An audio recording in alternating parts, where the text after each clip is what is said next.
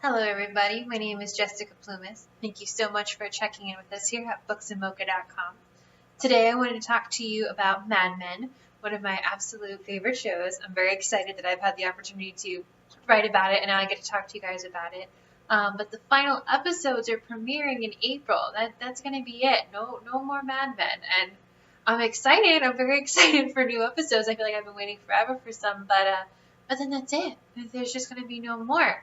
And as the unfortunate bitter end gets closer and closer, it kind of got me thinking about the beginning of the show. Now, the show originally aired in 2007. That was a lifetime ago. I graduated high school in 2007, so the show has been with me for like a severe amount of my adult life, and I'm just really sad to see it go. But I don't think I'm alone in that. I think this show has meant a lot to a lot of different people. It's had a true staying power, and I think that's because of all the different elements that the show has incorporated. Um, Firstly, I think just visually, the show is stunning. You know, when you look at the fashion, you look at the decor, it just rings of a beautiful old Hollywood glamour. And I think that's something that either viewers can, reminisce about, like, oh, those were the good old days and everyone got dressed up in a suit and a cocktail dress. Or I think for the younger generation, it's something that we kind of look to like, wow, that's a good look. I'm going to try that out next time I go out or have a special occasion. It's such a wonderful time for fashion. And if you look at, like I said, the decor of the homes and the offices, it's just visually, you can't take your eyes off this show. It's already got you hooked from the first scene. And I think the way that they contrast that really beautifully is in this beautiful, beautiful, almost, paradise type setting. We have these extremely tragic characters with all their drama and all their flaws, and it's good stuff. You can't help but watch it. And I don't just mean the main character Dawn. I think specifically for me anyway, something that is really important and just meant so much to me about this show was the dynamite female characters. We have Betty, we have Peggy, we have Joan, and now we have Megan. And they're all really big parts of Dawn's life. They're kind of the luscious decadence that surrounds him at any given point. But they in their own right are just dynamite, and they're fantastic. And as a woman, if you're looking for a show where they really exhibit great women with different personalities and different struggles, I highly recommend this show. Please don't think that just because this show takes place in the 1960s, where women were usually, I guess, trophy wives and seen not heard. That's not these women at all. They're all very different, and they all kind of play off of Dawn and other male characters in the show, and they bring out different sides of Dawn. But they also, as the show continues, we really see them develop and grow, and it's just great. Betty, who is John's first wife, is very vain and very cold, and she's not, the most doting of mothers, but there's just something about her. You just always feel bad for her. You always just kind of want Betty to find her happiness somehow.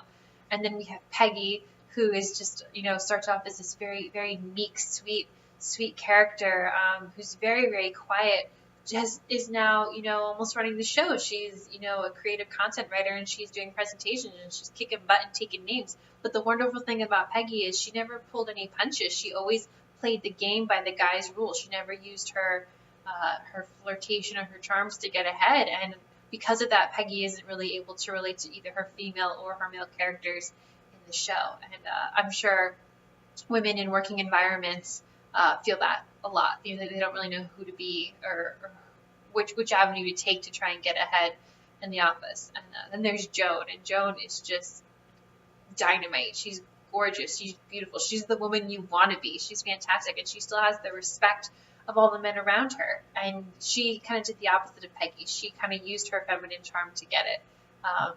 And can you blame her back then? Like, what else was the girl to do? Then we have Megan, who's actually probably my favorite character. I love Megan because she came into the show a little bit later, but she was just so full of life, and she had this spark to her, and we've kind of seen the spark diminish and get a little bit dimmer and a little bit dimmer as the show's gone on. So if you haven't seen the show yet and you want to get caught up, please do. I totally recommend it. Please do before the show is gone. You can still have time to catch up and be ready for these final episodes coming in April. But yes, I'm very sad to see it go. I'm very, very excited to see these episodes. And I don't know, it was kind of nice to have like this little glamorous little spark in my day. This show is kind of like the show I would just binge out on, and it was my guilty pleasure. And I just loved the charm and the mystery that surrounded it, and the way that it was just nothing I had ever seen before. Again, I was raised on old movies. I used to watch classic movies all the time growing up. Just I love that there was a show that was able to incorporate that kind of old Hollywood movie magic in a little bit of way in a weekly series. So if you haven't had the chance to, like I said, I strongly, strongly, strongly recommend this show. Please catch up. Please watch the episodes. Please stay tuned in April for when the show finally says goodbye. In the meantime, do check out a full, much more articulate review on www.booksandmocha.com for the full review. Do like us on Facebook, and please subscribe to our channel on YouTube for more videos and movie discussion. Thank you guys so much. Always good talking to you. We'll talk to you guys really soon. Bye.